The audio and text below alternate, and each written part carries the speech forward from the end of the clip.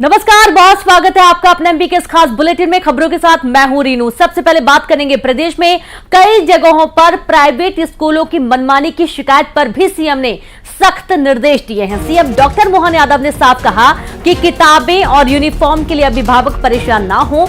जिस भी दुकान से अभिभावक किताबें और यूनिफॉर्म खरीदना चाहे वहां से खरीद सकते हैं। सीएम ने इसके लिए अधिकारियों को सख्त निर्देश दिए हैं।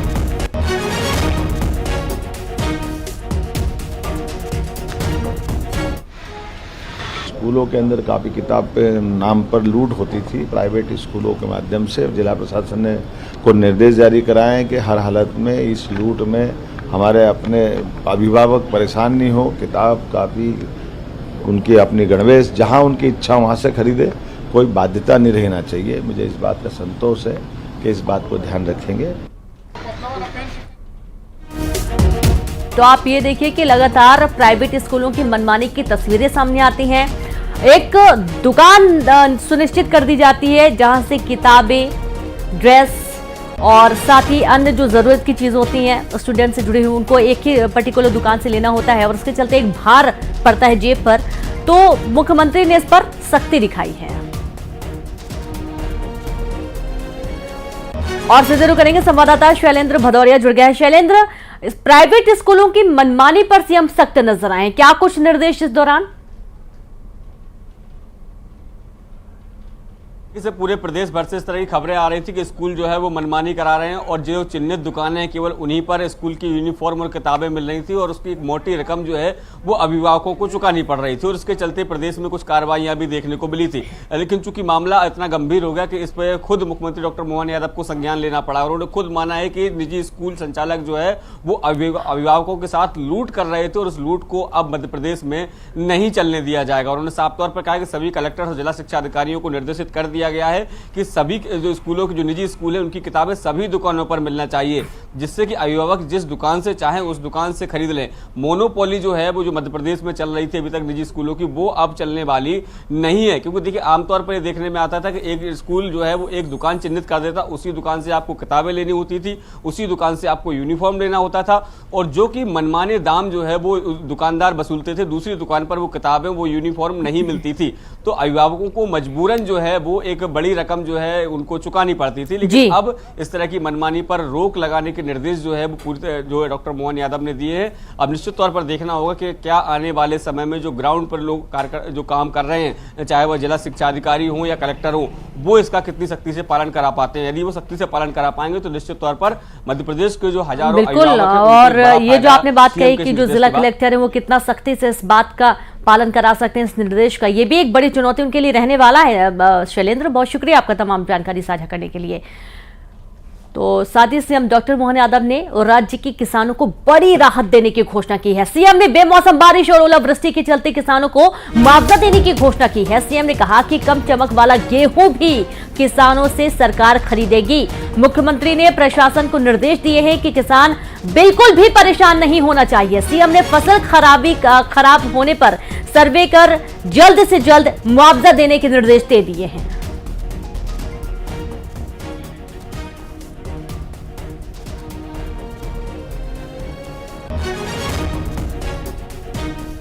तो सीएम ने किसानों को बड़ी राहत का ऐलान किया है। जो फसल खराब हो गई है उसका जल्द से जल्द सर्वे होकर मुआवजा मिलेगा और साथ ही जो कम चमक वाला गेहूं है उसे भी सरकार खरीदेगी। जो असमय वर्षा हो रही है, इस असमय वर्षा के बावजूद भी हमने किसानों का लिए प्रशासन को निर्देश जारी किए कि हर हालत में किसानों का नुकसान नहीं होना चाहिए। उनका अपना जो गेहूं भीग गया तो थोड़ा सा चमक भी निकल जाएगी, तब भी हम उसको खरीदेंगे। किसी प्रकार की खेत के अंदर कोई हानि होती तो उसका सर्वे करा के उनको मुआवजा देंगे। कोई पशु हानि या अन्य प्रकार का नुकसान हो उसकी चिंता भी हम कर रहे हैं। किसी भी कष्ट में सरकार सदैव किसानों के साथ खड़ी दिखाई दे। और अब बात करेंगे गुना के। गुना में फायरिंग से सनसनी फैल गई है, जहां लड़के के ससुराल वालों ने फायरिंग की। फायरिंग में समधी की मौत का मामला सामने आ रहा है। बीच बचाव करने आई युवती भी घायल हो गई। फायरिंग करने वाले आरोपी अभी फरार है। जुड़वा लड़कियों को जन्म देने से इतने नाराज थे ससुराल पक्ष की, उन्होंने फायरिंग कर दी। लड़के की दूसरी शादी कराना चाहते थे परिजन और इसके चलते पूरा विवाद बढ़ गया। गुना में फायरिंग से सनसनी फैल गई है, जहां लड़की के ससुराल वालों ने फायरिंग की घटना को अंजाम दिया है। फायरिंग में समधी की मौत का मामला, बीच बचाव करने आई युवती भी घायल हो गई।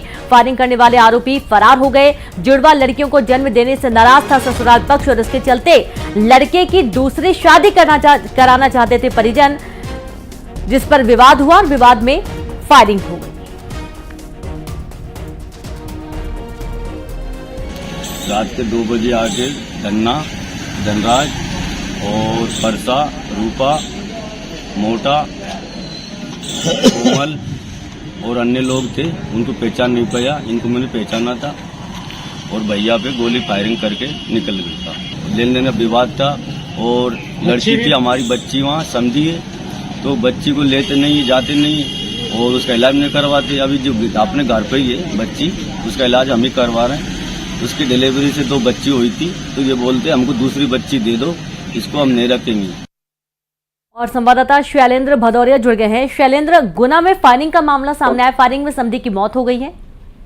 देखिए, बिल्कुल आपने जी कहा कि ये पूरा घटनाक्रम गुना से सामने आया और जिस तरीके से देखिए अगर देश में बात करें तो आधी आबादी को पूरा अधिकार देने का काम सरकारों के द्वारा किया गया, लेकिन उसके बावजूद भी देखने में आता है कुछ लोगों की मानसिकता अभी भी पुरुषवादी समाज की रह गई। देखिए, ये पूरे मामले में भी कुछ यही कारण मिला है कि जो महिला ने 2 जुड़वा बच्चियों को जन्म दिया था, जिससे ससुराल पक्ष जो है वो नाराज था और वह अपने बेटे की शादी कहीं और करना चाहता था और उसी के बीच बचाव के लिए या कहें कि बातचीत करने के लिए जो समधी हैं वो पहुंचे थे। उसके बाद ससुराल वालों की तरफ से वहां पर फायरिंग की गई, जिसमें एक गोली जो समधी है उनको लगी और उस दौरान उनकी मौत भी हो गई। इसी के साथ ही एक बीच बचाव करने के लिए भी एक युवती वहां पहुंची थी, जो गंभीर रूप से घायल है वो बताई जा रही है। तो ये अब ये पूरा जो मामला है कहीं ना कहीं इस तरफ इंगित करता है कि समाज की सोच जो है वो अभी भी महिलाओं, खासकर बच्चियों को लेकर और लड़कों को लेकर अलग अलग हो रही है। जी, शुक्रिया आपका शैलेंद्र तमाम जानकारी के लिए। तो वाकई में गुना में फायरिंग के बाद अब पुलिस मामले की जांच में जुट गई है और इस मामले में गहनता से जांच की जा रही है, क्योंकि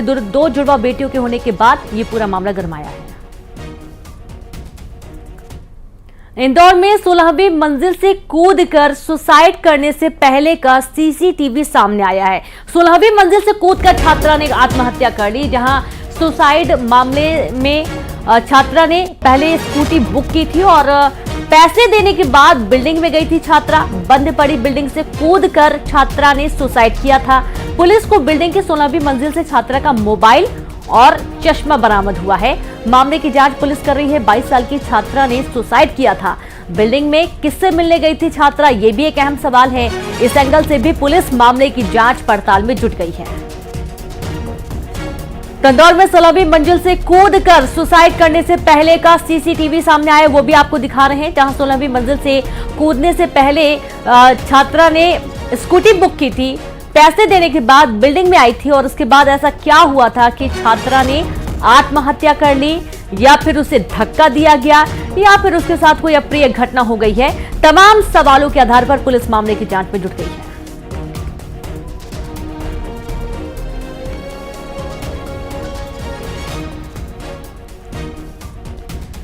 तो ये देखिए, सुसाइड से पहले का सीसीटीवी आपको दिखा रहे हैं, जब छात्रा स्कूटी से सफर करके यहां पहुंची थी और उसने बिल्डिंग के अंदर दाखिल होकर कुछ ही देर बाद उसने आत्महत्या कर ली। और अब बात सतना की। सतना में भीषण सड़क हादसा हुआ है, जहां पर अनियंत्रित होकर बस पलट गई। हादसे में करीब 12 यात्री घायल बताए जा रहे हैं। घायलों को अस्पताल भर्ती किया गया है। धारकुंडी से सतना ये बस जा रही थी और इसी दौरान ये हादसा हो गया है। बड़ी खबर है सतना से, भीषण सड़क हादसा, अनियंत्रित होकर पलटी बस। हादसे में करीब 12 यात्री घायल, घायलों को अस्पताल भर्ती किया गया। धारकुंडी से सतना ये बस आ रही थी और इसी दौरान ये हादसा हो गया है। जानकारी है कि कंडम ये बस थी जिसमें यात्री भी सवार थे और जब ये घटना हुई तो आसपास के लोग भी मौके पर पहुंचे, घायलों की मदद की गई, ज्यादा घायलों को अस्पताल पहुंचाया गया। और ये देखिए कुछ तस्वीरें जिस वक्त ये पूरा घटनाक्रम हुआ उस दौरान की, काफी लोग मदद करने के लिए आगे आए। ग्रामीण क्षेत्र में चूंकि ये पूरा घटनाक्रम हुआ था तो लोग आगे बढ़े और घायलों की मदद की गई।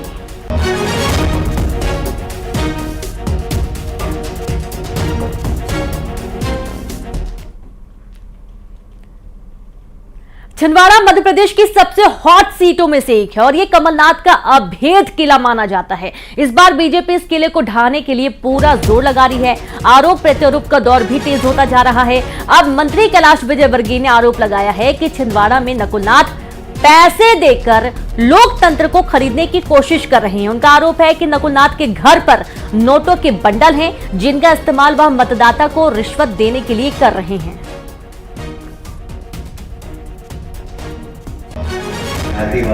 मैं समझता हूं कि ये लोकतंत्र को नोटतंत्र के माध्यम से खरीदना चाहते हैं। नकुलनाथ जी बिल्कुल घबरा गए हैं। भारतीय जनता पार्टी की आंधी चल रही है, मोदी जी की आंधी चल रही है, और मुझे लगता है कि उनको हार बहुत साफ दिखाई दे रही है। इसीलिए उन्होंने अब नोट तंत्र का सहारा ले लिया। कहीं बर्तन बांट रहे हैं, कहीं शराब बांट रहे हैं। अभी मुझे अहीर समाज के लोग आकर मुझसे मिले, कहा कि हमको बुलाया था और कहा कि 15 लाख रुपए का आपका मंगल भवन बना देंगे। इस प्रकार लोकतंत्र को नोटतंत्र के माध्यम से खरीदने की नकुलनाथ कोशिश कर रहे हैं। हम चुनाव आयोग से मांग करेंगे कि उनके जहां पर वो ठहरे हुए हैं उस घर की जांच करना चाहिए। मुझे जानकारी प्राप्त हुई कि बोरों में नोट भरे हुए हैं, लोगों को बुला बुला के और नोट बांट रहे हैं। वहाँ उनके यहाँ छापा मारना चाहिए। हमारे पास 8-10 और लोगों के नाम आए। हम कल चुनाव आयोग से हमारा प्रतिनिधिमंडल मिलेगा, और इस प्रकार चुनाव में जिस प्रकार अर्थतंत्र का उपयोग कर रही है कांग्रेस और नकुलनाथ जी, हम चुनाव आयोग से मांग करेंगे कि छिंदवाड़ा पूरी लोकसभा को संवेदनशील घोषित करें और इनके वाहन जितने भी हैं उनकी रोज जांच करें। छिंदवाड़ा में शराब और पैसे पकड़े जाने पर भी सीएम ने कांग्रेस पर निशाना साधा। सीएम डॉक्टर मोहन यादव ने कहा कि कांग्रेस पार्टी डर रही है और इसलिए इस तरह के काम कर रही है। उन्होंने आरोप लगाया कि कांग्रेस लोगों को डराने धमकाने का काम कर रही है, कार्रवाई के बाद बचने के बहाने ढूंढ रही है, लेकिन जनता सब जानती है। सीएम ने दावा किया कि पीएम नरेंद्र मोदी तीसरी बार सरकार बनाएंगे।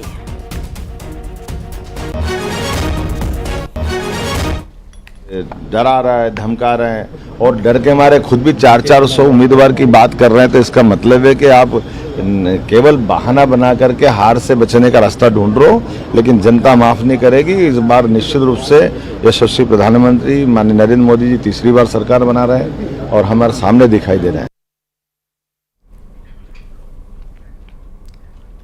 न्यूज 18 एमपी छत्तीसगढ़ के दर्शकों के लिए शानदार मौका है। देश प्रदेश दुनिया की हर खबर देखने के साथ ही आप शानदार इनाम भी जीत सकते हैं, और इसके लिए बस आपको देखते रहना है न्यूज 18 एमपी छत्तीसगढ़। पहचान कौन कॉन्टेस्ट के आसान सवालों के देने हैं जवाब, और आप जीत सकते हैं एक से बढ़कर एक गिफ्ट। 9 दोपहर 12 से 2 और शाम 7 से 9 बजे का वक्त आप दर्शकों के लिए होगा बेहद खास, जब न्यूज 18 मध्य प्रदेश छत्तीसगढ़ पर खबर भी मिलेगी और इनाम भी एक साथ। न्यूज 18 पहचान कौन कॉन्टेस्ट में हिस्सा लीजिए और इन समयों पर दिखाई जा रही खबरों के बीच पूछे गए आसान से सवालों का जवाब दीजिए। सही जवाब जिताएगा शानदार इनाम। रजिस्टर करने के लिए QR कोड स्कैन करें या इस नंबर पर मिस कॉल दें। खबर देखिए, इनाम जीतिए, सिर्फ न्यूज 18 मध्य प्रदेश छत्तीसगढ़ पर। और अब सवाल है कि मध्य प्रदेश सरकार में जो मंत्री की तस्वीर आपको दिखाने जा रहे हैं, ये मंत्री कौन है, आपको पहचानना है, और ये तस्वीर देखकर आप पहचानिए। अगर आप जानते हैं इन्हें तो आप बहुत ही आसानी से अपना जवाब भी दे सकते हैं। जवाब देने का माध्यम बता दें, QR कोड स्कैन करके भी, या फिर आप नंबर पर मिस्ड कॉल करके भी अपना आंसर कर सकते हैं।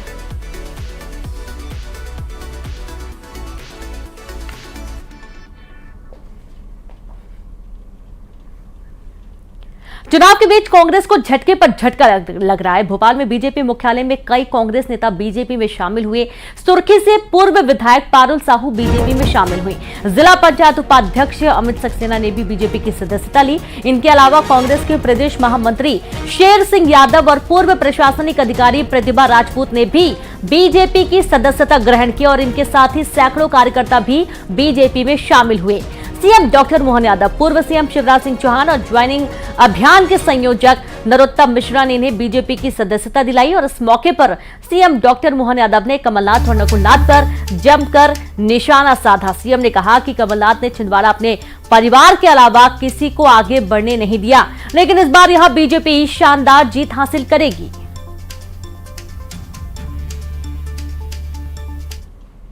और छिंदवाड़ा वो कह रहे हम तपस्या कर रहे, तपस्या नहीं, वो समस्या बन रहे हैं। लोकल लीडरशिप को खड़ा नहीं करने दे रहे। आज तक वहां हमारा अपना कोई व्यक्ति सांसद नहीं बन पाया।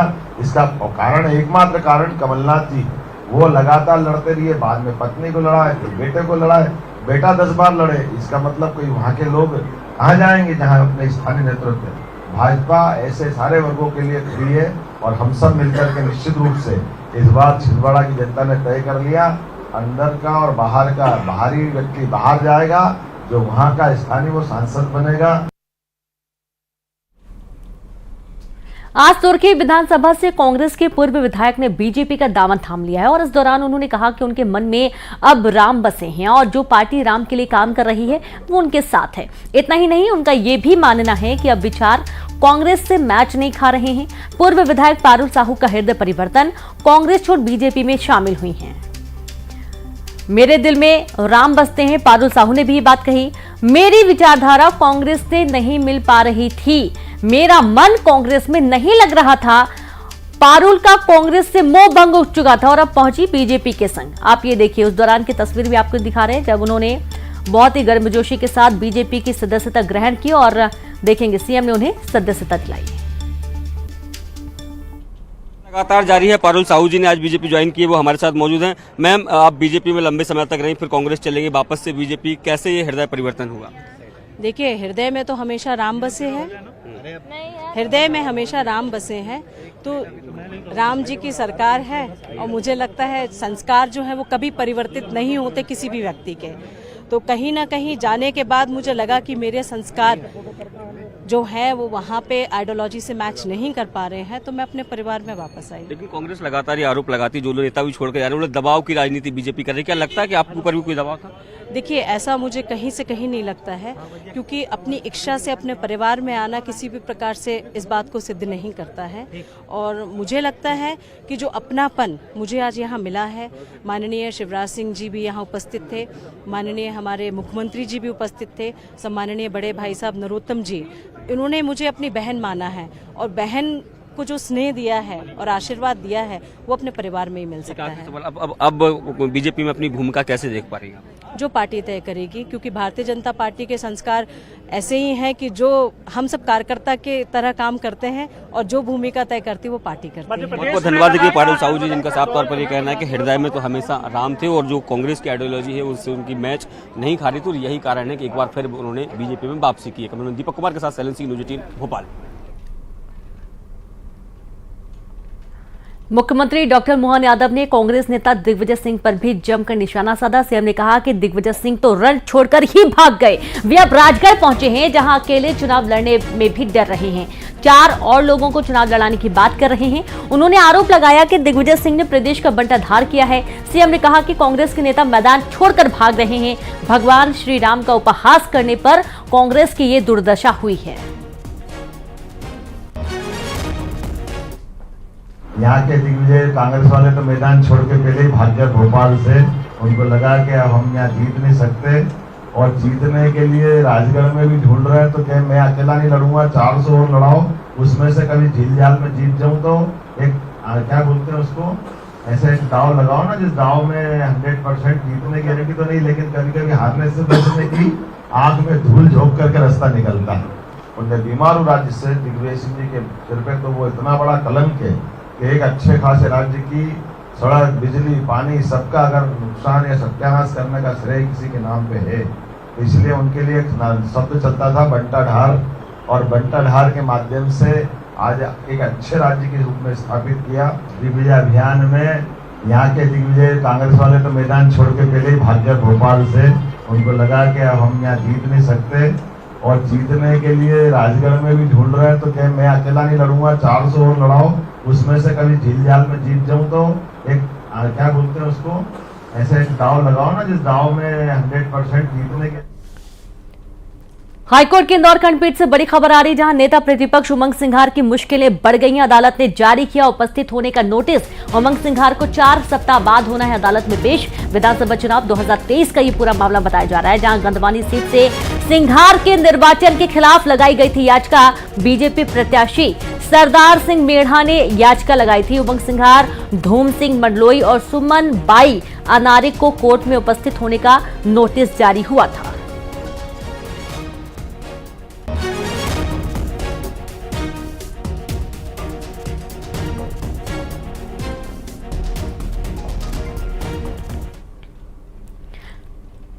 वहीं बुरहानपुर में कांग्रेस नेता अरुण यादव ने बीजेपी पर जुबानी तीर छोड़ते हुए कहा कि बीजेपी मुंगेरी लाल के हसीन सपने देखने का काम कर रही है। अरुण यादव ने दावा किया कि कांग्रेस के साथ अन्य दल मिलकर महागठबंधन की सरकार बना रहे हैं।